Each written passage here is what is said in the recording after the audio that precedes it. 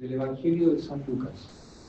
En aquel tiempo estaban José y María, la madre de Jesús, admirados de las cosas que se decían de él. Simeón los bendijo y dijo a María su madre: puesto está para caída y levantamiento de muchos en Israel, y para blanco de contradicciones, y para que se descubran los pensamientos de muchos corazones, y una espada atravesará tu alma. Había una profetisa, Ana, hija de Fanuel, de la tribu de Aser, muy avanzada en años. Casada en los días de su adolescencia, vivió 7 años con su marido y permaneció viuda hasta los 74. No se apartaba del templo, sirviendo con ayunos y oraciones noche y día. Y como viniese en aquella misma hora, alabó también a Dios y alababa al niño y a cuantos esperaban la redención de Israel. Cumplidas todas las cosas, según la ley del Señor, se volvieron a Galilea y a la ciudad de Nazaret. Y el niño crecía y se fortalecía, lleno de sabiduría, y la gracia de Dios estaba en él. Pueden sentarse. La epístola está tomada de San Pablo a los Gálatas. Hermanos, en el tiempo en que el heredero es menor, siendo el dueño de todo, no difiere del siervo, sino que está bajo tutores y curadores hasta el tiempo señalado por el Padre. De igual modo, mientras fuimos niños, vivimos en servidumbre, bajo los elementos del mundo. Mas al llegar la plenitud de los tiempos, envió Dios a su Hijo, nacido de mujer, nacido bajo la ley, para redimir a los que estaban bajo la ley, para que recibiésemos la adopción. Y por ser hijos, envió Dios a nuestros corazones el Espíritu de su Hijo, que grita: Abba, Padre, de manera que ya no es siervo, sino hijo. Y si hijo, heredero por la gracia de Dios. En el nombre del Padre, del Hijo y del Espíritu Santo. Dios te salve María, llena de gracia, el Señor es contigo. Bendita eres entre todas las mujeres y bendito es el fruto de tu vientre, Jesús. Santa María, Madre de Dios, ruega por nosotros pecadores, ahora y en la hora de nuestra muerte. En el nombre del Padre, del Hijo y del Espíritu Santo. Este domingo, llamado de la infraoctava de Navidad, porque estamos en el tiempo de la Navidad, el día de Navidad fue el 25 de diciembre, pero lo celebramos en 8 días. ¿Cierto? Es una fiesta tan grande que la Iglesia lo hace con una octava. ¿Cierto? Celebramos este día como si fuera el día 25. Y este domingo, los evangelios, las lecturas, el evangelio y la epístola, nos llevan a meditar algo muy importante, que es nuevamente, yo sé que lo dije en otras ocasiones durante esta fiesta, es la virtud de la humildad. Mirar el pesebre sin la fe, mirar el pesebre sin esta virtud de la humildad, nos parece casi insignificante. Siempre un niño recostado entre los animales, con su papá, su mamá, y algunos pastores, que es lo que nos muestran las figuras y las pinturas, todo el arte que vemos, no significa mucho si uno lo ve de esa manera, sin fe y sin la virtud de la humildad. Hablamos que la virtud de la humildad es la base de las demás virtudes, que hay que ponerla en el principio, y es por eso que el Señor, al nacer, quiere nacer de esa manera, en la pequeñez, en la que podríamos decir en la nada. Los judíos, de hecho, se habían pasado mucho tiempo, muchos años, 4000 años, esperando al Mesías, pero esperaban algo grande, esperaban algo apoteósico, algo que les mostrara que venía un rey, que venía un Mesías. Pero Dios hizo todo lo contrario. Apareció de esta manera, como lo vemos en el pesebre. Por lo tanto, los judíos no lo reconocieron, porque no estaba en sus corazones. Ya se los enrostrará el Señor, lo verán ustedes en el Evangelio, les enrostrará que no tienen en el corazón la humildad, que se ponían por delante todas sus ínfulas, todos sus cargos, el ser sacerdotes, el ser escribas, la sabiduría humana delante de esto que es la humildad, donde Dios hace brillar la verdadera sabiduría. Es por eso entonces que los judíos no lo supieron reconocer, no lo reconocieron. El Señor vino, pero no lo reconocieron, nos lo dice San Juan en el prólogo. Vino a los suyos y los suyos no lo reconocieron. Y esto nos debe tocar a nosotros también el corazón. Nosotros somos los suyos y a veces tampoco lo reconocemos. Porque buscamos, como digo, a Dios, nos acostumbramos a veces a buscarlo en cosas extraordinarias. Es que no sentí nada en la misa.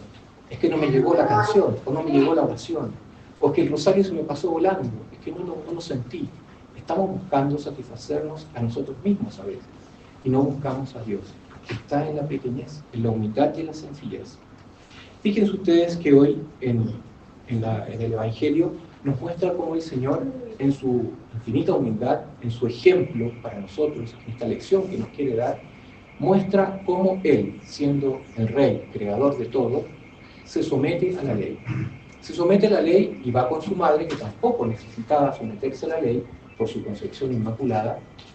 Se somete a la ley y van al templo a presentar lo que exigía la ley, ¿cierto? Exigían un sacrificio, exigían la purificación de la mujer que había estado embarazada. Sin necesitar entonces de nada, el Señor al 8º día es llevado por sus padres para ser circuncidado y presentado en el templo. Sin necesitarlo, nos da el ejemplo de cómo debemos hacer nosotros, someternos a la ley. Mucho sepamos, poco sepamos, seamos muy adelantados en virtud, ¿no? Tenemos que someternos a la ley. ¿Por qué tengo que ir a misa el domingo? Preguntan muchos. ¿Por qué tiene que ser el domingo y no el día jueves, que tengo más tiempo? Tenemos que someternos a la ley. Los mandamientos. ¿Por qué los mandamientos me mandan tantas cosas? Los mandamientos están puestos para salvación de nuestra alma. Y si por ahí se nos hacen muy pesados, debemos someternos a ellos, porque está puesto para nuestro bien. Así el Señor entonces y su Santísima Madre nos muestran y nos dan el ejemplo de que ellos, sin necesitarlo, se someten a la ley. Nos dan ejemplo, nos muestran, digamos, ponen en ejercicio todo esto que nosotros debemos saber y que debemos hacer. Ellos observan la ley y la cumplen. Miremos también a la Santísima Virgen, ella es la esclava del Señor. Ella escucha la palabra y la pone en práctica. Recordemos aquella escena en que le dicen al Señor, tu madre y tus hermanos están afuera. ¿Qué dice el Señor? ¿Quiénes son mi madre y quiénes son mis hermanos? Aquellos que cumplen la palabra de Dios, aquellos que la escuchan y la ponen en práctica. Eso también debe calar hondo en nosotros, aquellos que escuchan la palabra y la ponen en práctica. No tan solo vale convenir, escuchar, luego irse y olvidar. Tenemos que poner en práctica todo lo que aprendemos, todo lo que vamos captando, de acuerdo a nuestras capacidades. A Dios a nadie le exige que lo haga todo de una vez, sino que al contrario, tenemos toda la vida para buscar al Señor y la vida eterna para encontrarlo. Pero toda esta vida o todo este tiempo que se nos da es justamente para esto, para escuchar la palabra y para ponerla en práctica. Es así entonces como miramos a la Virgen, que ella es también ejemplo de virtud, ejemplo de ser la discípula fiel, que escucha la palabra y la pone en práctica. Cristo entonces se manifiesta y se da a conocer, fíjense ustedes, a los humildes. Cada ejemplo que vemos, las manifestaciones de nuestro Señor, o las epifanías, como también llamamos, vamos a celebrar esa fiesta, el Señor lo hace con los humildes, con los sencillos. Primero en el pesebre, en la soledad, en la quietud de la noche, a los animales. Luego a los pastores, gente humilde. Y ahora también se muestra a esta pareja, a este hombre y a esta mujer, a Simeón y a Ana, que son gente humilde, de alma sencilla, y a ellos también se les manifiesta, porque en los humildes el Espíritu Santo puede hacer morada. ¿En quién se hace morada? En el corazón de la Virgen. El Espíritu Santo hace morada en ella porque es humilde, porque en su pequeñez alaba al Señor y es la discípula fiel. Por lo tanto, donde está el Espíritu Santo también está el Padre y está el Hijo, está la Santísima Trinidad. Dios entra en el corazón humilde porque ahí hace morada el Espíritu Santo. En la epístola, que también hemos escuchado, San Pablo a los Gálatas nos dice: en la plenitud de los tiempos envió Dios a su Hijo, nacido de mujer y nacido bajo la ley, para redimir a los que estaban bajo la ley, para que recibiésemos la adopción. Es decir, el Señor, Dios Hijo único, parte de la Santísima Trinidad, segunda persona, nace de mujer, ha querido tomar nuestra carne y ha querido ser en todo igual a nosotros, menos en el pecado, justamente para esto, para darnos ejemplo de que la primera virtud que debemos tener es la humildad. Él, siendo todopoderoso, se hace un hombre más, en todo igual a nosotros, menos en el pecado, recordar siempre eso. Y ha nacido bajo la ley y se ha sometido a la ley, que es lo que ha quedado hoy por manifiesto en las lecturas que hemos escuchado. para redimir a los que estaban bajo la ley. Nosotros, ha venido para nosotros, los que estamos bajo la ley, para redimirnos, para darnos la posibilidad de ir al cielo. Nunca pensar que, como el Señor ya murió en la cruz, ya tengo el camino libre. Al contrario, el Señor nos ha dado la posibilidad de ir al cielo para que sepamos construir o realizar nuestra vida espiritual y llegar al cielo de acuerdo a lo que el Señor ha ido abriendo las puertas para nosotros. Y también nos dice el Evangelio de Lucas, y Jesús crecía en sabiduría y en edad, y en gracia delante de Dios y de los hombres. Esto también es importante para nosotros. Podemos tener una vida espiritual muy buena, ser perfectos en eso, ser a lo mejor campeones en oración, pero también eso debe reflejarse delante de los demás, no para mostrarnos, sino que al contrario, debemos hacer esto para que otros, viendo nuestra forma de vida, también quieran venir a hacer lo mismo.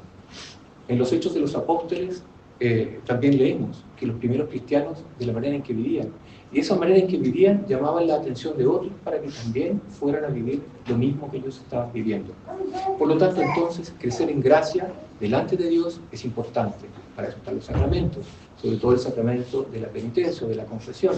Pero también es importante que sea delante de los hombres. Hay que ser y parecer.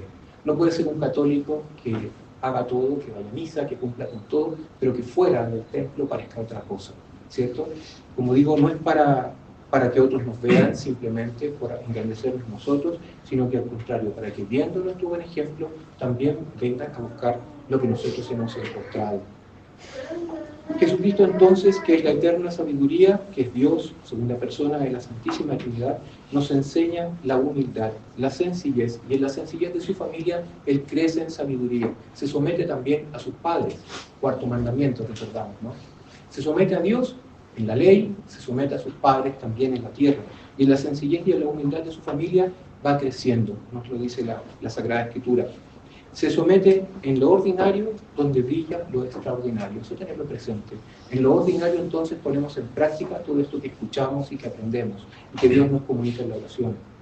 Hay que mirar el pesebre entonces y mirar la virtud de la humildad en el centro de él. Ahí está Jesucristo, enseñándonos, dándonos en todo siempre el ejemplo, dando siempre el primer paso para que nosotros continuemos caminando con él.